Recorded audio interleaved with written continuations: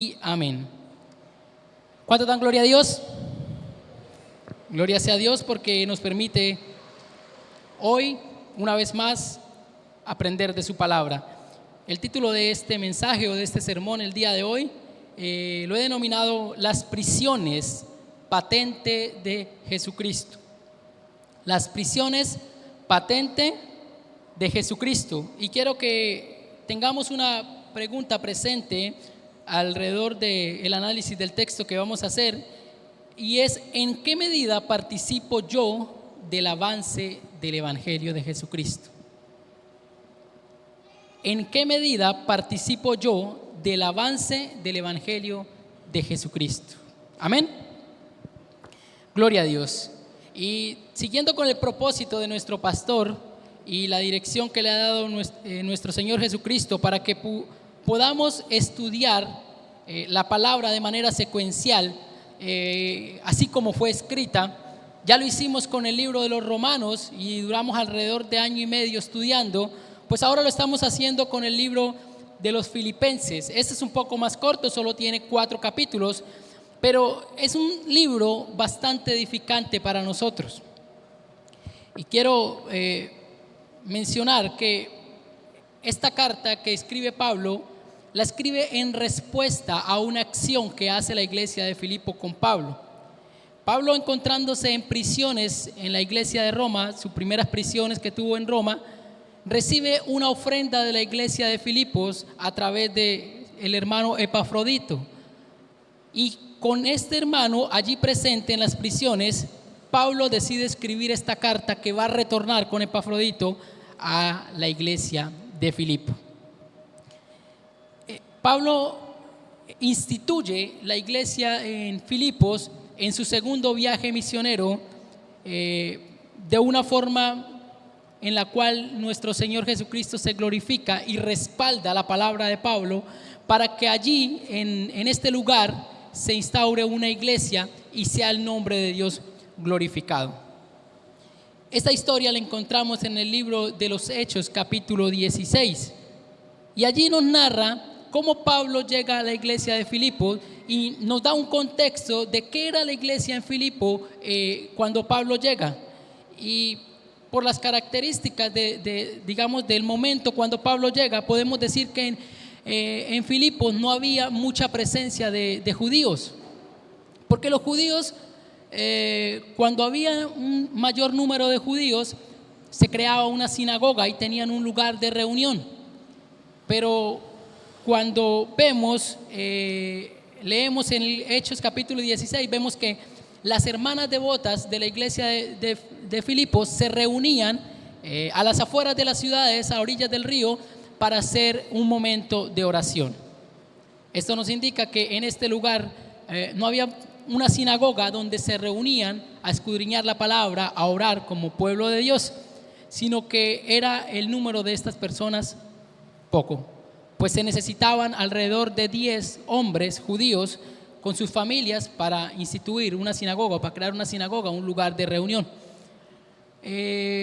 Pablo llega a Filipo y en este momento donde las hermanas están reunidas allí orando, dice la palabra del Señor que Dios mismo abre el corazón de una de las hermanas y abre el corazón para que esté atenta a la palabra del Señor.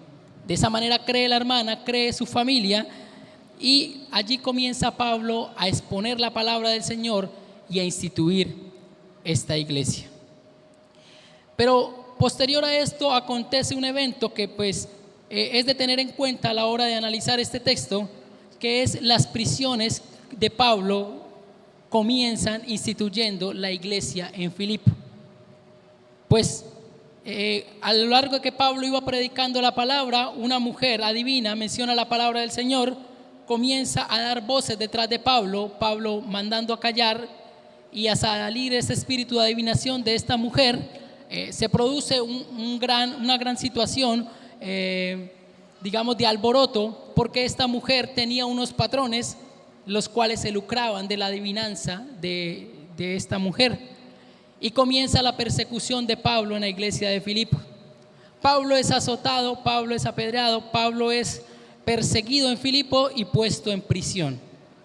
Allí en la iglesia de Filipo la iglesia de Filipo comienza a ver las prisiones de Pablo, las consecuencias de que Pablo sea ese líder que lleva este evangelio a todos los lugares y cuáles son las consecuencias que tiene de hacerlo en estos contextos tan hostiles como lo era la iglesia de Filipo cuando entra Pablo. La iglesia era una iglesia digamos de institución romana, ¿sí? Donde había el principal gobierno era el gobierno romano, y para los romanos todo predicación del evangelio era como una piedra de tropiezos para los propósitos que tenían ellos de forma política o social con estos pueblos.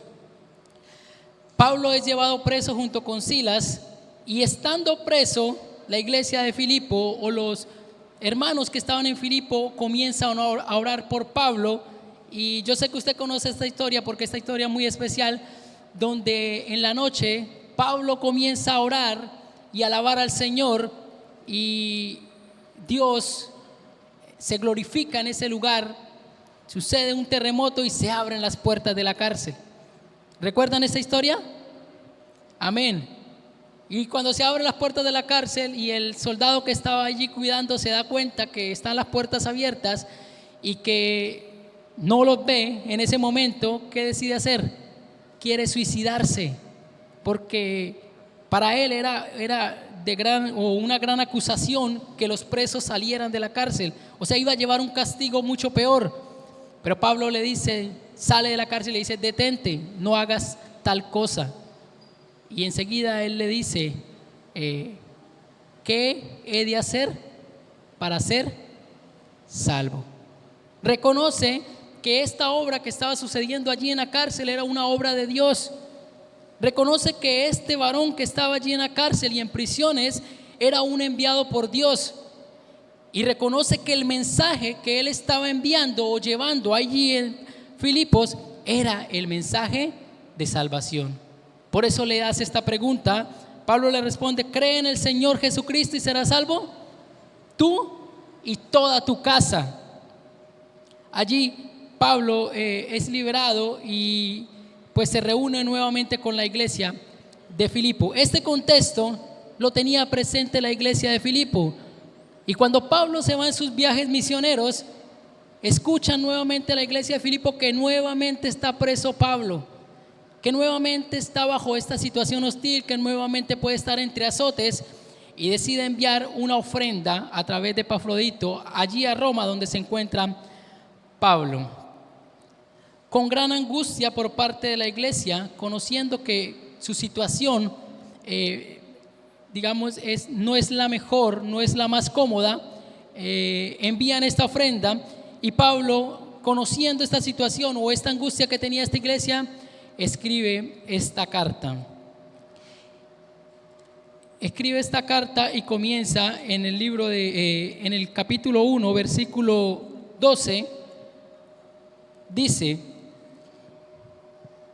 quiero que sepáis, hermanos, que las cosas que han sucedido han redundado más bien para el progreso del evangelio.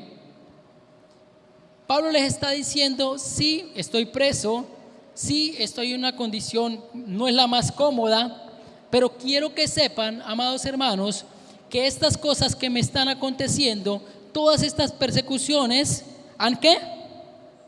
Han sucedido y han redundado más bien para el avance o progreso del evangelio. Recordamos que las cartas de Pablo tienen como eje central el mensaje del evangelio a las iglesias donde él las envía.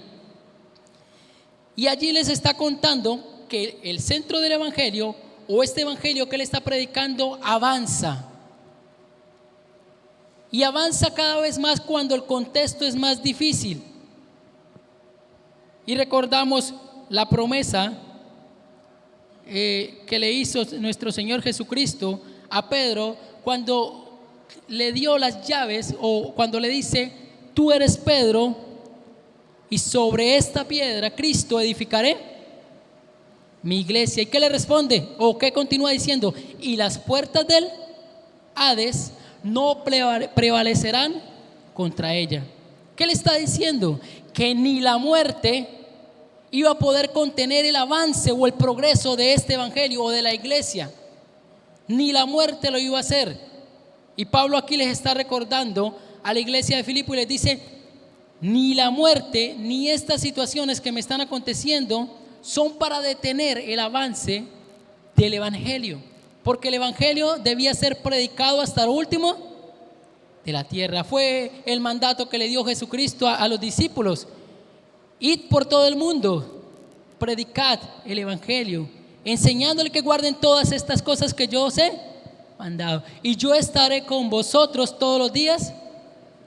Este evangelio debía llegar hasta lo último de la tierra, pero este evangelio no iba a llegar de una manera sutil, no iba a llegar de una manera muy sencilla.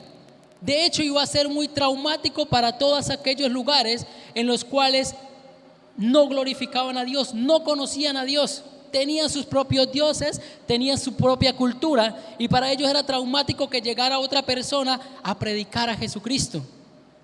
Pero la promesa de que Cristo estaría con ellos en esa predicación era la que le daba el poder a este evangelio, poder de salvación. Era la que permitía que este pueblo donde llegara esta palabra recibiera, fuera impactada, y de esta manera allí se instituyera una iglesia que iba a ser esa que iba a cuidar o a permitir que avanzara en este lugar el evangelio.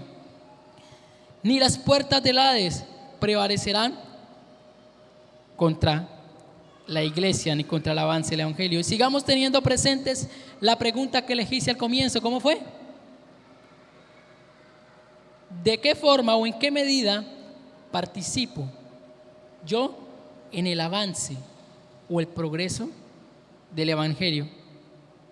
Porque todos hemos escuchado qué es el evangelio. El evangelio es esa buena noticia que trajo Cristo de parte del Padre para la salvación de la humanidad, ¿cierto? Este es el evangelio, y que el evangelio, el centro es Jesucristo, su obra, su resurrección, su nacimiento. Toda la obra y nacimiento de Jesucristo es el mensaje del evangelio. Pero este evangelio necesita ser vivido y apropiado por una iglesia, y es a la iglesia a la cual se le encomendó la tarea de llevarlo. Cristo lo trae, se lo entrega a la iglesia, y la iglesia debe llevarlo. ¿Le estoy hablando a la iglesia de Jesucristo? Amén. Gloria a Dios, yo sé que sí. Y por eso les hago esta pregunta al comienzo: ¿en qué manera participo? ¿En qué manera estamos participando de que este evangelio sea predicado, de que este evangelio sea expuesto, de este que evangelio pueda impactar a aquellas personas que aún no ha llegado? Y téngalo presente, porque vemos en este texto que estamos analizando de qué manera participaba Pablo del avance del evangelio. Allí en el inicio, en el capítulo 1, versículo 1, Pablo también dice: Pablo y Timoteo, siervos de Jesucristo. Allí hay otro personaje que también está participando junto con Pablo en la predicación y en el llevar el evangelio a todos lados. Allí en Filipos estaba con Silas, preso, otro personaje. Epafrodito está llevando una carta, una ofrenda, y está trayendo una carta de parte de Pablo a la iglesia de Filipos. Están participando del evangelio. Tenga presente de qué manera participo yo de este mensaje. Dice, se me corrió la hoja, perdón. Más bien para el progreso del evangelio, de tal manera que mis prisiones se han hecho patentes en Cristo en todo el pretorio y a todos los demás. El pretorio era la casa o tienda de los generales y magistrados romanos, lugar de donde se dictaba juicios, ¿sí? Y dice Pablo que las prisiones de él han sido patentes al pretorio y a todos los demás. Que aún el pretorio, que aún los que daban el juicio sabían que las prisiones que él tenía eran por causa de Cristo. Que los judíos o los que los perseguían querían mostrar otros, digamos, razones para que estuviesen presos y para que no predicaran el evangelio, pero aún los jueces sabían que esas prisiones eran por causa de Cristo. Y no solamente el pretorio decía, todos saben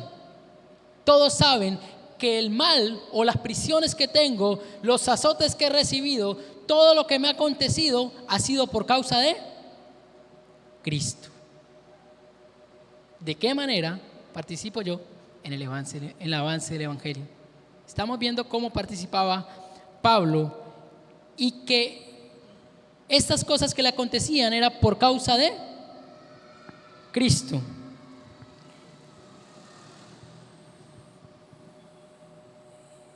Gloria a Dios. Y dice el versículo 14, y la mayoría de los hermanos, cobrando ánimo en el Señor con mis prisiones, se atreven mucho más a hablar sin temor. Esta forma, este denuedo que tenía Pablo, esta valentía que tenía Pablo para enfrentarse a quien tuviera que enfrentarse, por llevar este evangelio, no porque él fuera fuerte, no porque él fuera sabio, fue porque él recibió el evangelio de parte de Cristo, fue porque él apropió el evangelio, fue porque él sabe el poder que hay detrás del evangelio y sabe de quién es el evangelio. Ese denuedo que tiene, esa valentía que tiene Pablo al ir y recibir estos azotes con gozo, recibir estas prisiones con gozo, hacía que todas aquellas personas que tenían a Pablo como un referente del evangelio, no como el centro, sino como un referente de llevar el evangelio, cobraran mucho valor, cobraran valentía y no tuvieran temor a la hora de predicar el evangelio. Esto sucede mucho en algunos ámbitos, no sé, empresariales, sociales, políticos, en los cuales hay un líder que tiene muchos seguidores y que cuando este líder es perseguido o incluso muerto, sus seguidores no se esconden, sino con mayor valor salen en pro de este objetivo que tenía el líder como con esta comunidad. Cuanto más si en esos campos seculares se presentan estas situaciones, no se presentaba con el evangelio de Cristo, que tenía el respaldo del mismo Jesucristo. Si a usted le dicen no puede predicar el evangelio o lo llevo preso, para usted esta razón es una razón para esconderse o para salir con mayor valor a predicar. Porque estamos en un país donde para la gloria de Dios hay libertad de culto y donde no nos hacen estorbo en esta actividad, ¿sí? Pero hay países en los que no se puede predicar a Jesucristo, no se puede predicar el evangelio, donde mueren por causa del evangelio. ¿Qué es lo máximo? Quiero hacer esa pregunta. ¿Qué es lo máximo que le ha acontecido a usted malo, la peor consecuencia cuando predicó el evangelio? Piense, le dijeron loco quizás. ¿Qué es lo más difícil que le ha acontecido? ¿Cuál es la mayor consecuencia cuando usted dijo voy a predicar el evangelio y ha ido a predicar el evangelio? Si alguno quiere participar, dice no, yo tuve una experiencia y me sacaron a piedra de aquel barrio. Puede pasar, pero estoy seguro que estas situaciones en ese contexto en el que nosotros vivimos no se presentan, porque hay libertad para hacerlo. No nos cohíben esa libertad, pero gracias a que hay esa libertad y a que hay que no nos cohíben ese derecho, pues el pueblo se relaja y dice, como tenemos libertad, pues en cualquier momento lo hacemos o que otro lo haga, y nos cohibimos de llevar el mensaje de salvación, de llevar este evangelio. No lo hacemos. O quizás como no hay esos contextos hostiles donde no se puede, donde no hay interrupción para predicar el evangelio, no le damos la prioridad que merece o no le damos el valor que éste tiene. No es tan relevante o tan importante para nosotros o para la iglesia actual. Ahora se ha conformado la iglesia con ser un asistente. Ahora se ha conformado la iglesia con esperar a que otros hagan, con esperar a que el pastor haga o esperar a que los líderes hagan, porque asumen que esta responsabilidad es de ellos. Y la Biblia no dice que la responsabilidad de llevar el evangelio es del pastor ni del líder. ¿De quién es?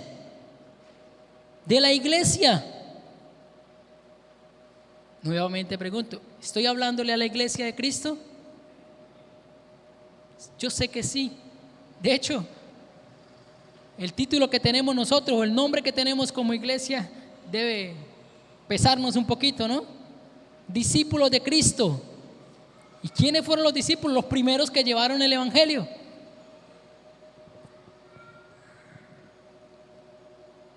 Para estas personas, Pablo, o las situaciones que le acontecían a Pablo, eran de mayor valor o de mayor energía o de mayor fuerza para ir y seguir con la tarea que les habían encomendado. Dice Pablo que ellos, o que los creyentes, sin temor se atrevían mucho más a hablar de la palabra. Piense usted, ¿qué es lo máximo que le ha acontecido? ¿Cuál es la mayor dificultad que ha tenido? Y estoy seguro que no ha tenido muchas por predicar el evangelio. De hecho, hemos tenido mayores consecuencias por hacer cosas incorrectas. Hemos tenido mayores consecuencias por dejar de hacer lo bueno que por predicar el evangelio. Y estas nos han angustiado.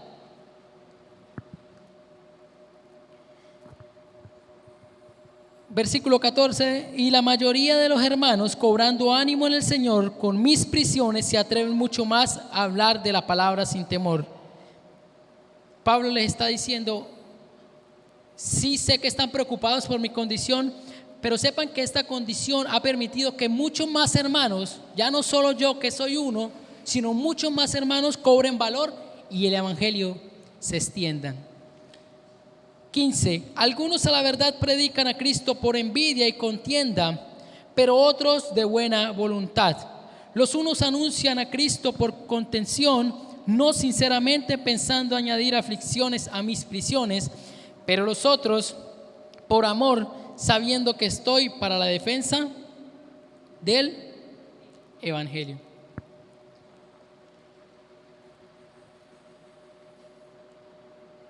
En este momento donde el evangelio era predicado y donde aquellos creyentes y no creyentes veían el poder y la mano de Dios respaldar este evangelio, unos asumieron el predicar de buena voluntad, con amor, este evangelio.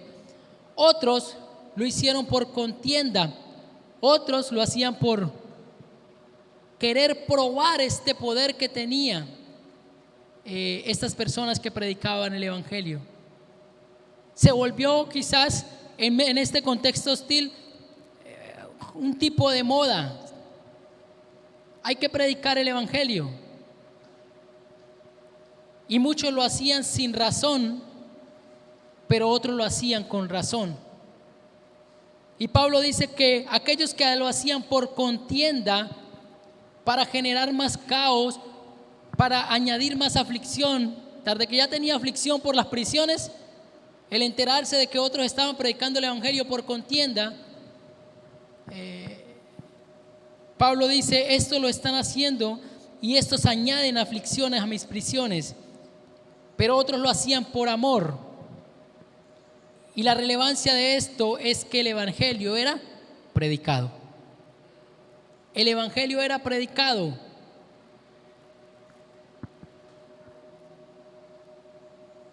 Y Pablo, estando allí en este lugar, les dice: mis prisiones han generado esto. de que muchos por una razón u otros por otra, pero el evangelio se está predicando. Y les cuenta y les dice a los de la iglesia de Filipo, este es el contexto que está viviendo el evangelio en este momento. El evangelio está siendo predicado. ¿Usted por qué predica el evangelio si lo predica? ¿O por qué no predica el evangelio? Preguntas abiertas. Téngala allí en su mente y en su corazón. ¿Cuál es la razón por la cual usted predica el evangelio? ¿Y cuál es la razón quizás por la cual no predica el evangelio? Lo importante es que si predica el evangelio, dice Pablo, que este no sea por envidia ni contienda, sino que sea de buena voluntad, por amor. Vamos a ver un poco más adelante por qué lo hacía Pablo. Versículo 17 es: pero los otros por amor, sabiendo que estoy puesto para la defensa de este evangelio. 18: ¿qué pues? Que no obstante, de todas maneras, o por pretexto o por verdad, Cristo es anunciado. Y en esto me gozo y me gozaré aún. Se gozaba Pablo estando preso, porque sabía que esta condición había generado que el evangelio fuera expuesto, que Cristo estuviera siendo predicado. Y más adelante veremos que esto era para provecho de la iglesia. Que el evangelio sea predicado es para provecho de la iglesia. ¿Cómo llegarán aquellas personas a los caminos del Señor si nadie les predica? Si es a través de la palabra que viene la fe. Y es por el oír, y el oír de la palabra de Dios que viene la fe. ¿Y si nadie les predica? ¿Cómo creerán? Pues en esta situación donde se predicaba por diferentes razones, la palabra era expuesta. Y al ser la palabra expuesta, la fe de las personas creían en Cristo y la iglesia crecía.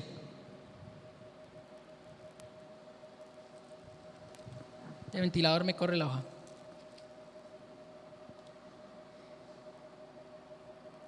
Y Pablo se gozaba en sus prisiones, porque sabía que estas prisiones eran bajo el propósito de Jesucristo.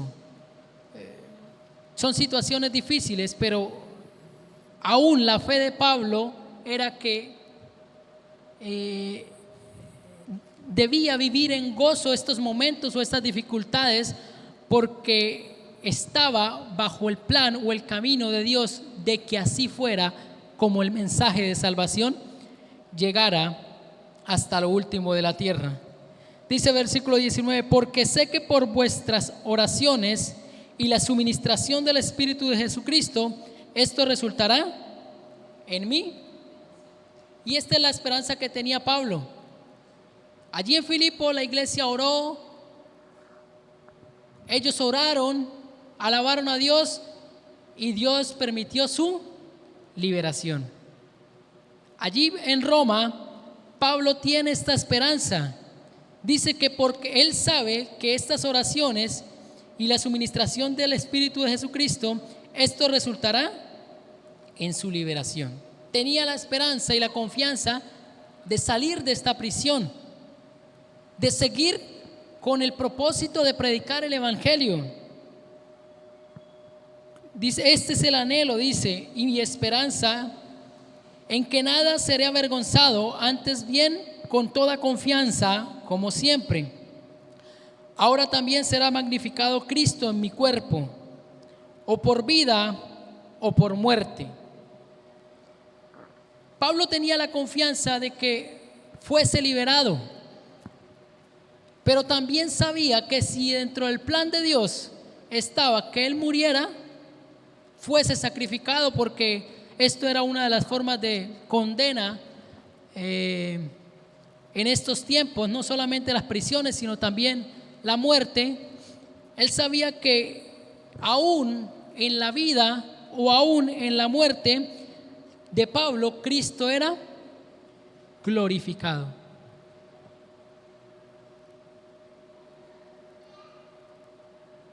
¿En qué medida participo del avance del Evangelio? Pablo sabía que haciendo esta tarea, una de las consecuencias que podía tener él era la misma muerte, que al final de los tiempos de Pablo fue así.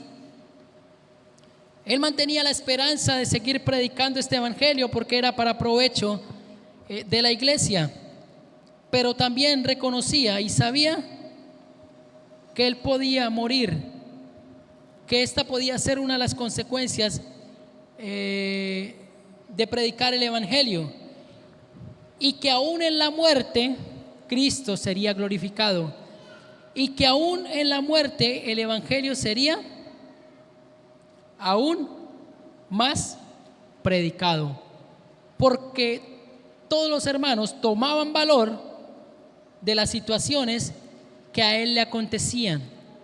Si Pablo moría, el evangelio seguía, tomaban más fuerza. Si Pablo estaba en prisión, ellos tomaban muchas fuerzas. En el libro de Daniel, quiero llevarle un momento, libro de Daniel capítulo 3 verso 17 y verso 18, porque quiero que resaltemos esta actitud de Pablo frente a estas situaciones, porque esta es la actitud que debemos tener nosotros como creyentes. Muchos creen que llegar a los caminos del Señor o llegar al evangelio es tener una varita mágica, o tener alguien que me va a suministrar todo, o es que todo me salga bien. Pero aquí en Pablo y aquí en este ejemplo de Daniel, capítulo 3, 17 al 18, vamos a ver cuál es la actitud que debe tener un creyente frente a las situaciones que le acontecen a uno como cristiano. Si alguien me colabora leyendo para participar, verso 17 y verso 18.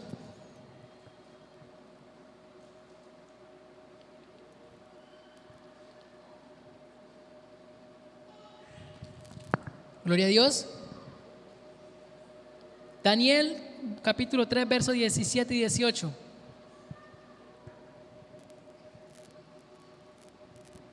¿Ningún hermano?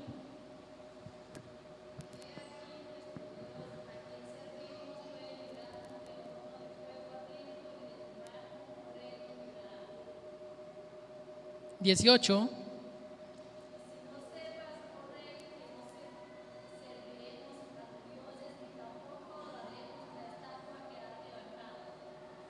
Aquí vemos la respuesta de Sadrach, Mesach y Abednego al rey, que los está amenazando con que si no adoran la estatua que él hizo, los va a echar ¿a dónde? Al horno de fuego. Un horno que fue aumentada su llama para castigar de mayor magnitud a estos que se habían rebelado en adorar la estatua del rey. Pero esta respuesta es la actitud que debemos tener nosotros como creyentes. Dice: he aquí nuestro Dios, a quien servimos, puede librarnos. ¿Usted cree que Dios lo puede librar? Así es. ¿Usted cree que en una situación difícil Dios lo puede librar? Amén, porque ese es nuestro Dios. Si tengo una dificultad económica, ¿Dios me puede librar? Sí, lo puede librar. Si tengo una enfermedad, ¿Dios me puede librar? Sí, Dios lo puede sanar. ¿Qué limita a Dios? Nada. Mire este contexto tan difícil. Y sabían que Dios los podía librar. ¿Pablo sabía que podía ser librado de la prisión? Sí sabía. Y de hecho ese era su anhelo y su esperanza. Así debe ser nuestra fe. Creemos que Dios puede obrar. Aún en el contexto más difícil, Él puede obrar. Dice: del horno de fuego ardiente y de tu mano, oh rey, Él nos librará. Pero también dice después: y si no, sepa, oh rey, que no serviremos a tus dioses, ni tampoco adoraremos la estatua que has levantado. ¿Sabían que Dios los podía librar? Sí. ¿Querían que Dios los librara?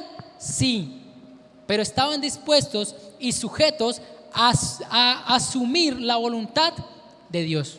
Porque también en la voluntad de Dios, para su propósito, para el provecho del evangelio, puede ser que esta situación permanezca.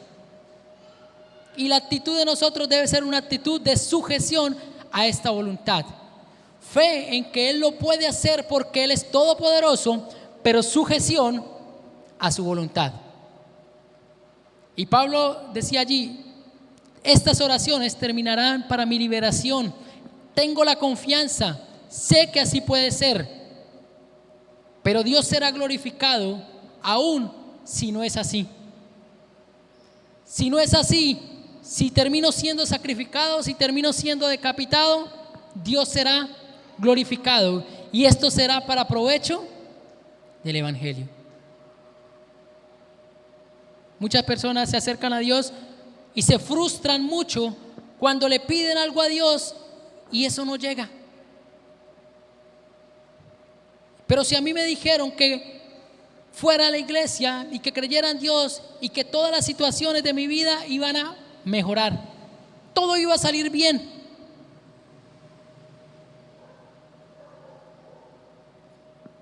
pero a los cristianos o los creyentes, cuando están en el camino del Señor, no es que todo les salga bien, es que se cumple la voluntad de Dios, que es buena, agradable y perfecta. A los ojos del hombre algo puede ser bueno y algo puede parecer que le está yendo bien, pero quizás esa no sea la voluntad de Dios, y la voluntad de Dios buena puede ser otra. Por eso nosotros debemos entender la voluntad bajo la palabra del Señor. ¿Cuál es la voluntad de Dios? Esta era la actitud que tenía Pablo en la actividad de la predicación del evangelio, sabiendo que podía ser su último día en cualquier momento predicando el evangelio, pero sabía que Dios sería glorificado allí, y tenía una esperanza aún mayor que trasciende la vida, y es estar con aquel que lo llamó como soldado, con Jesucristo. Versículo 19, repetimos: porque sé que por vuestras oraciones, por oración y la suministración del Espíritu de Jesucristo, esto resultará en mi liberación, conforme a mi anhelo y esperanza de que nada seré avergonzado, antes bien, con toda confianza, como siempre. Ahora también será magnificado Cristo en mi cuerpo, o por vida o por muerte. Versículo 21, todos se lo saben, ¿sí? Porque para mí el vivir es y el morir es. Si no sabemos este texto. Ahora es necesario que lo apropiemos y que lo apliquemos. Para mí el vivir es y el morir es ganancia. Primero vamos a analizar: para mí el vivir es Cristo. Para Pablo, toda su vida giraba alrededor de Cristo. Después de que fue llamado, toda su vida giraba alrededor del propósito de Cristo, que el evangelio fuera expuesto, predicar el evangelio, ir por todos lados a predicar el evangelio. Él vivía para Cristo. Por eso dice: para mí el vivir es Cristo. Pero cuando él vivía para Cristo, vivía para el servicio de Cristo y para el provecho de sus hermanos. O sea, servía. Y allí se ve reflejado el mandamiento de amar a Dios sobre todas las cosas, pero también el de amar a mi hermano como Cristo nos amó. Ese es el vivir en Cristo. el vivir para Cristo, el servir a Cristo, el servir a Dios, vivir para Dios, pero también a través de eso servimos y vivimos para nuestro prójimo, para nuestro hermano. Es una vida de servicio. Pablo entendía y decía: el tiempo de vida es para servir a Cristo. Aplicación: ¿cuánto tiempo de nuestra vida dedicamos para servir a Cristo? ¿En qué manera estamos participando nosotros de que este evangelio sea expuesto?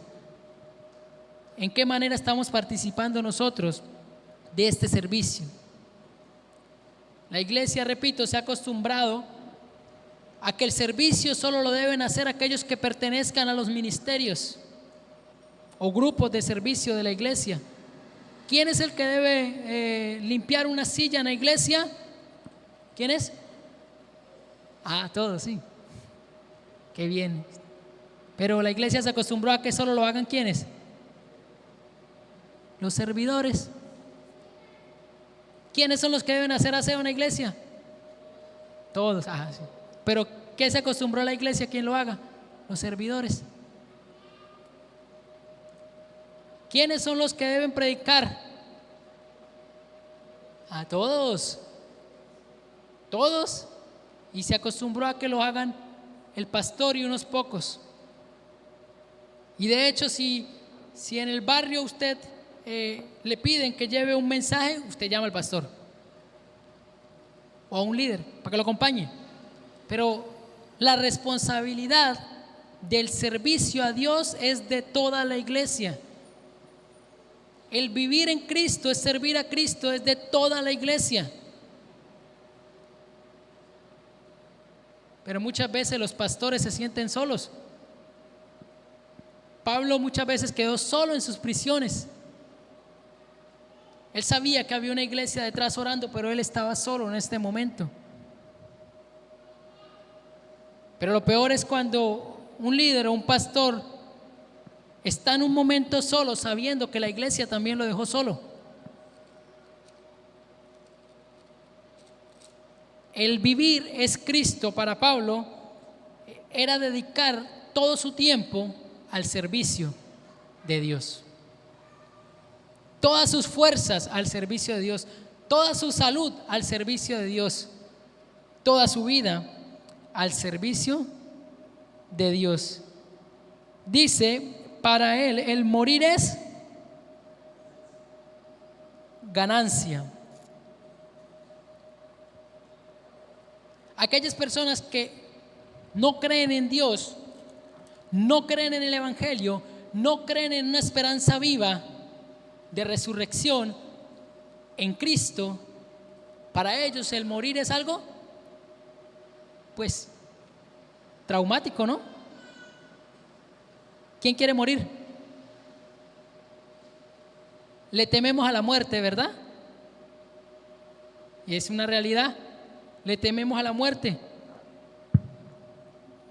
Mateo capítulo 16 verso 28 dice: de cierto os digo que hay algunos de los que están aquí que no gustarán la muerte hasta que hayan visto al Hijo del Hombre viniendo en su reino. ¿Qué quiere decir esto?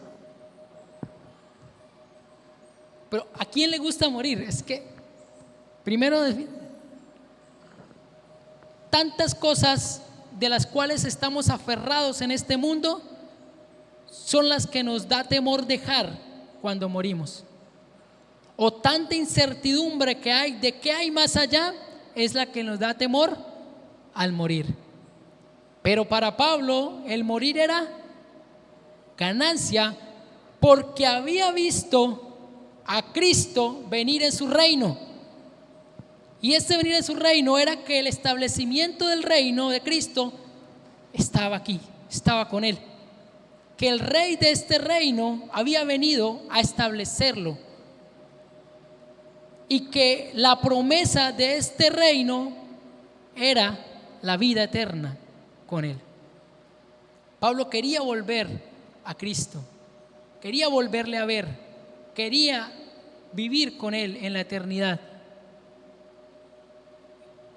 Pero si no tenemos esta esperanza, no tenemos esta fe, el morir es algo que causa temor, causa mucho miedo. Si estamos aferrados a los tesoros de la tierra, donde la polilla y el orín corrompen y donde los ladrones minan y hurtan, allí está nuestro corazón. Entonces no vamos a querer ir a los tesoros de los cielos, porque estamos aferrados a los tesoros de la tierra. Pero cuando nuestro tesoro no es terrenal, allí está nuestro corazón. Y el morir no va a ser tan traumático. El morir no va a ser algo de disgusto como era para Pablo. Para Pablo era un anhelo también morir, porque esto es el Evangelio. El Evangelio no solo va hasta la muerte, el Evangelio trasciende la muerte, porque es el regalo que nos dio nuestro Señor Jesucristo al morir en la cruz del Calvario.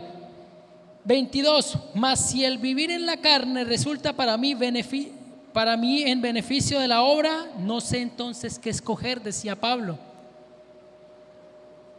Porque de ambas cosas estoy puesto en estrecho, teniendo deseo de partir y estar con Cristo, lo cual es muchísimo mejor. Para él era muchísimo mejor estar en Cristo. Ya no lo iban a azotar más, ya no iba a estar más preso. Ya el aguijón en la carne que tenía ya lo iba a dejar. Para él era muchísimo mejor estar con Cristo. Pero el gozo que tenía él al entender el propósito por el cual fue llamado, decía: estoy en estrecho porque quiero estar con Cristo, pero también quiero servir a la iglesia, quiero servir al pueblo de Dios, quiero predicar este evangelio, quiero predicar este poderoso evangelio de salvación. Y él dice: esto es un estrecho, no sé pues qué escoger. Pero no era lo que él quisiera, era lo que Dios tuviera para él. Era el momento en el que Dios decidiera. Y en este momento Pablo, el propósito que tenía era seguir predicando el evangelio y enviando estas cartas de edificación para todas las iglesias. Dice: porque de ambas cosas estoy puesto en estrecho, teniendo deseo de partir y estar con Cristo, lo cual es muchísimo mejor. Pero quedar en la carne es más necesario por causa de vosotros, por causa de la iglesia. Y confiando en esto, sé que que aún permaneceré con todos vosotros, para que vuestro provecho y gozo sea de la fe, para que abunde vuestra gloria de mí en Cristo Jesús, por mi presencia otra vez entre vosotros. Pablo tenía el anhelo de ir nuevamente en presencia a este lugar, de ir y compartir con ellos. Esta carta que envía Pablo es una respuesta, como les decía al inicio, a una ofrenda. Pero además de ser agradecidos con esta ofrenda, Pablo envía unos mensajes de edificación para esta iglesia. Les recuerda que el centro de este evangelio es Jesucristo. Ya lo veremos en el capítulo 2 y analizaremos